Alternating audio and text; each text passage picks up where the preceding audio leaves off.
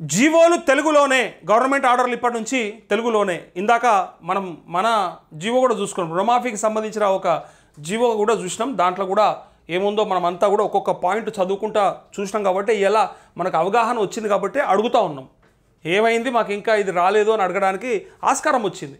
అందరికీ అన్నీ అంటే ఇంగ్లీష్లో రావు కాబట్టి తెలుగులో చూసి మనం అడిగే అవకాశం వచ్చింది. అందుకే మాతృభాషకు ప్రాధాన్యం ఇస్తున్నామంటూ దేశ రాజకీయాల్లో సన్నగిలుతున్న తెలుగువారి పాత్ర. రాష్ట్ర ఆదాయంలో 60% హైదరాబాద్ నుంచే.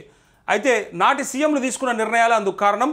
దేశ రాజకీయాల్లో నీలం సంజీవరెడ్డి, పివి ఎన్టీఆర్ పాత్ర కీలకం. ప్రపంచంలో ఎక్కడికి వెళ్ళినా మన వారు ఉండడం గర్వకారణం.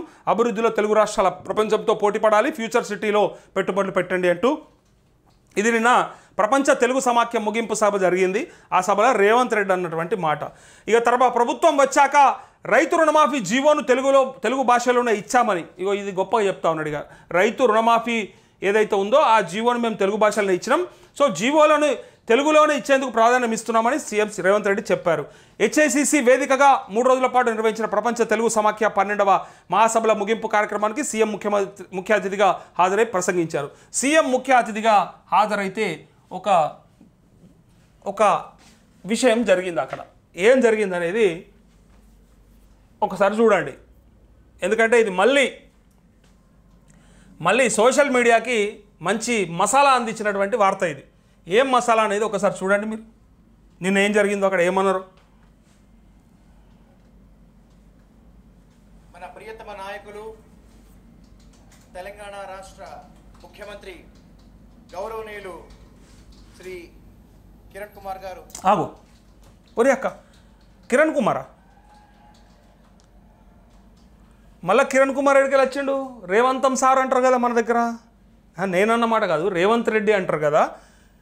క్షమించాలి. ఆగో, మన ప్రియతమ నాయకులు తెలంగాణ రాష్ట్ర ముఖ్యమంత్రి వర్యులు శ్రీ రేవంత్ రెడ్డి గారు. ఇగో ఒకటి చూడండి ఇక్కడ. మన ప్రియతమ నాయకులు వినబడుతుందా? తెలంగాణ రాష్ట్ర ముఖ్యమంత్రి గౌరవనీయులు శ్రీ కిరణ్ కుమార్ గారు. కిరణ్ కుమార్ గారు అయిపోయా. మన ముఖ్యమంత్రి ఎవరో మన సినిమా యాక్టర్లకు తెలుస్తలేదా? చదువుకొని సన్నాసినయం, చదువుకొని సన్నాసన్న రేవంతాల్ సార్ ఉన్నట్టుండు, రేవంతం సార్ ఉన్నట్టుండు, రేవంత రెడ్డి ఉన్నట్టుండు అని ఇట్లా అంటుంటారు. చదువుకున్నోళ్ళు సినిమాలలో మంచిగా అంటే పేరు తెచ్చుకున్న వాళ్ళు, పైగా సమాజంలో ఎంతో కొంత ఇన్ఫ్లుయెన్స్ చేయగలిగిన వాళ్ళు, ఈ సమాజాన్ని ఇన్ఫ్లుయెన్స్ చేయగలిగిన వాళ్ళు. వాళ్ళకు ఎలక్షన్ ఎప్పుడైంది, రిజల్ట్ ఎప్పుడు వచ్చింది, దాంట్లో ఎవరు గెలిచిండ్రు, ఎవరున్నారనే విషయాన్ని కూడా తెలియకుండా మంత్రుల పేర్లు ఎరకలేదంటే ఒక అర్థం, ఎమ్మెల్యేల పేర్లు మర్చిపోయారంటే ఒక అర్థం. ఈ రాష్ట్రంలో ఉన్నటువంటి ఒక ముఖ్యమంత్రి పేరు ఉండేది ఒకడు ఉంటాడు. 100 మంది ఉండరు, 20 మంది ఉండరు, 30 మంది ఉండరు. పేర్లు యాద పెట్టుకోవాలంటే కోమటిరెడ్డి, జానారెడ్డి, ఉత్తమ్ రెడ్డి, ఈ రెడ్డి, ఆ రెడ్డి అని ఇట్లా పేర్లు చెప్పాలంటే బాధ అవుతుంది, పెద్దగా ఉంటుంది కాబట్టి లిస్టు. కానీ ముఖ్యమంత్రి అంటాడు ఒకడే ఉంటాడు, ఎట్టి పరిస్థితుల్లో ఏం చేసినా కూడా ఒక్కడే ఉంటాడు. ఒక్కని పేరును బరాబర్ యాద పెట్టుకోకుండా కిరణ్ కుమార్ రెడ్డి, ఎక్కడ కిరణ్ కుమార్ రెడ్డి యాదకుందా? సమైక్యాంధ్ర కలిసి ఉండాలి, ఇగో కావాలంటే చూడుర్రి అని రాళ్ళు పట్టుకొచ్చి రప్పలు పట్టుకొచ్చి ఆనాడు బోర్డు మీద కట్టెపుల్లలు పట్టుకొచ్చి ఇట్లా చూపించి తెలంగాణ చీకటిమయం అయిపోతుంది, ఇవాళ కనుక రాష్ట్రం విభజిస్తే సమైక్యాంధ్రగానే కలిసి ఉండాలి, ఇగో ఇది మీ పరిస్థితి అయిపోతుందని మనని మొత్తం ఆగమైపోతారు, మీరు ఎందుకు పనికి రాకుండా పోతారని ఆనాడు ఒక ఆయన చెప్పిండు. చెప్పడంతో పాటు ఇక అసెంబ్లీలో ₹1 కూడా హరీష్ రావు ఏం చేసుకుంటావు చేసుకపో అని కూడా అన్నాడు అనుకో. ఇక అదో గమ్మతుండే, అప్పుడు ఇక అదొక ఆట ఉండే, ఉద్యమం టైంలో అదొక గమ్మతుండే. అయితే అట్లా అన్నటువంటి ఆయన ఎప్పుడు అన్నాడు? ఆయన 2014 ముందు ఆయన ముచ్చట.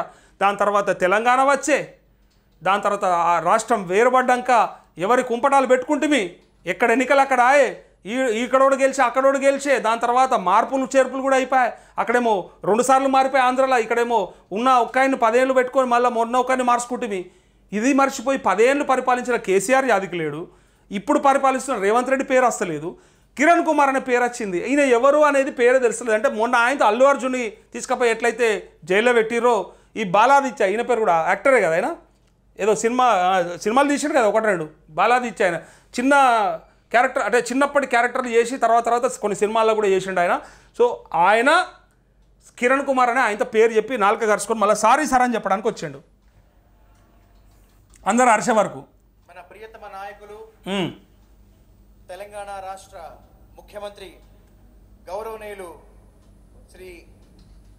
కుమార్ గారు నాకు ఈయన కావాలని మర్చిపోయిండా, లేకపోతే గమ్మది చేద్దామని మర్చిపోయిండా, లేకపోతే గుర్తిస్తలేరా అసలు? ఇదేం కర్మ పాపం రేవంత్ రెడ్డికి. ఒరి అక్క ఇది మరీ దౌర్భాగ్యం అయిపోయింది. ప్రజలు గుర్తించరు, ఇది గమ్మత్ అనిపిస్తుంది. ప్రజలు గుర్తిస్తలేరు, ప్రతిపక్షాలు గుర్తిస్తలేవు, పైగా సినిమా యాక్టర్లు కూడా గుర్తిస్తలేరు. ఆయన మీటింగ్లో పోతే కూడా ఆయన పేరు కూడా గుర్తుపెట్టుకుంటలేరు. అంటే మళ్ళీ అన్నవు అట్టిట్లాంటివే గుర్తించండి ఆయనను ముఖ్యమంత్రి చేసుకున్నామా? ఈ రాష్ట్రానికి ముఖ్యమంత్రి వెట్టుగానే అయిందా? ఇన్ని నియోజకవర్గాల కాంగ్రెస్ గెలిపియలేదా? మల్కాజ్గిరి పార్లమెంట్ సభ్యుడిగా గెలవలేదా? ఆయన నువ్వు ఎట్లా తక్కువ చేసి మాట్లాడతావు అంటే ఇక మరి తక్కువనో ఎక్కువనో. గదే పెద్ద నాయకుడు అయితే పేరు కూడా మర్చిపోకపోదురు కదా. ఇక ఏదో అడిమార్ గుడి దెబ్బలు వచ్చిండు కాబట్టి ముందర పడ్డాడు, అందుకే ఆయన పెద్ద గుర్తిస్తలేరు అనేది ఇక్కడ వస్తున్న భావన. ఇది బయట అనుకుంటున్న మాట. మళ్ళీ ఇది మేమేదో పుట్టించింది కాదు, చూసారు కదా సాక్షాత్తు.